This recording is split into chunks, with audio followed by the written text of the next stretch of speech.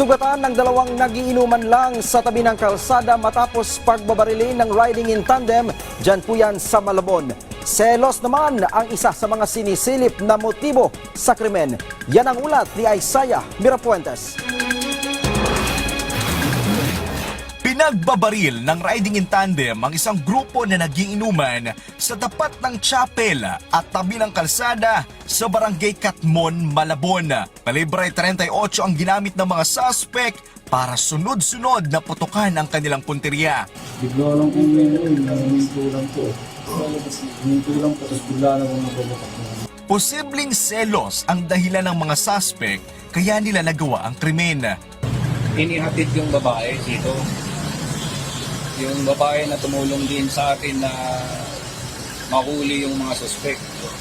Ngayon, napag-alaman namin dito na pagkahatid ng babae, nagkaroon ng pagtatalo at binato sila ng bote.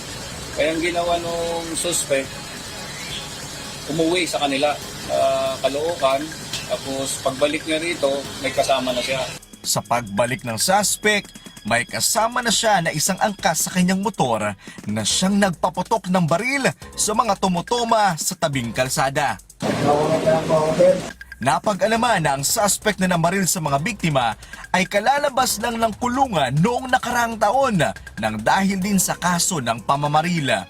Posibleng maharap ang mga natimbog na suspect sa kasong frustrated murder at illegal possession of firearms. Sa panig naman ng pulisya, nagpaalala sila na bawas-bawasan din ang pag-iinom. Lalo na dito sa Malabon area, mahigpit tayo sa pag-i-implement ng city ordinance, lalo na yung drinking in public place. Kasi nga, hindi natin maiwasan, pagkalasing na, may dumaan po na tao, makukurso na daan, magkatinginan lang.